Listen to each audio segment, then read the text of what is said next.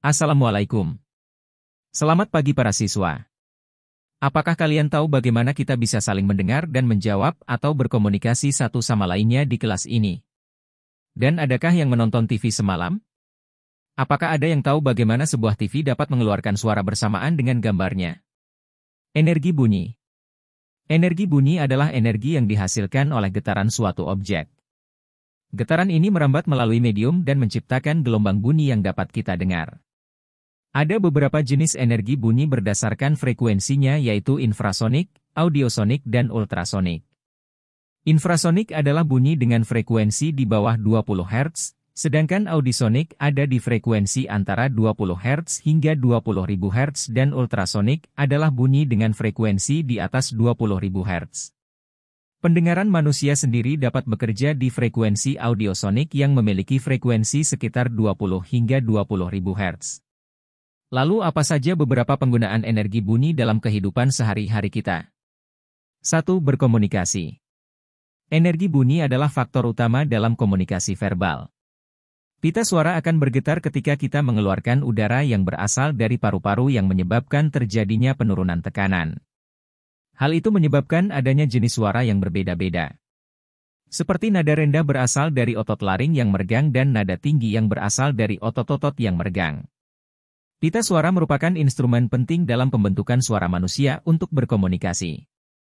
Hal penting yang harus kita tahu adalah bahwa pita suara juga memiliki ketebalan yang berbeda-beda, karena itulah setiap orang memiliki suara yang berbeda-beda pula.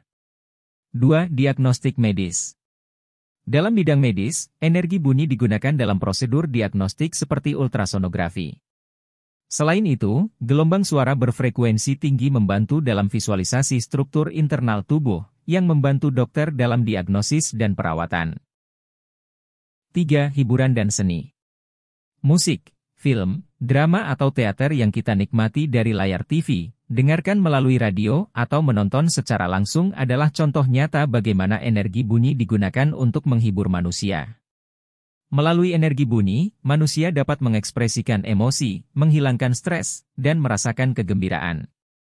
4. Pembelajaran. Coba perhatikan dari awal hingga akhir video ini. Lalu matikan suaranya. Maka Anda hanya akan melihat gambar tanpa mengetahui isi dan pembelajaran dalam video ini. Selain itu, cara guru berkomunikasi di depan kelas secara verbal hingga dapat dipahami oleh para siswanya juga sebuah contoh nyata bagaimana energi bunyi digunakan dalam pembelajaran. 5. Navigasi dan orientasi. Energi bunyi juga membantu manusia dalam navigasi dan orientasi. Bunyi yang dihasilkan oleh navigasi GPS, peta suara dalam transportasi umum, dan petunjuk suara dalam pusat perbelanjaan membantu manusia untuk mengetahui arah dan lokasi yang tepat. 6. Alarm dan peringatan. Apa yang akan kita dengar ketika jam pulang telah tiba di sekolah?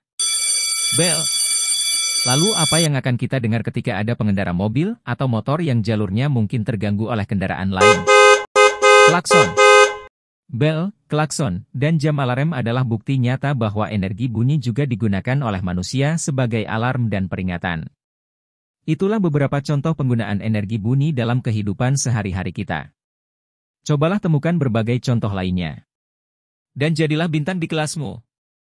Terima kasih sudah menonton video ini dan teruslah belajar bersama Bimbel El Fikri.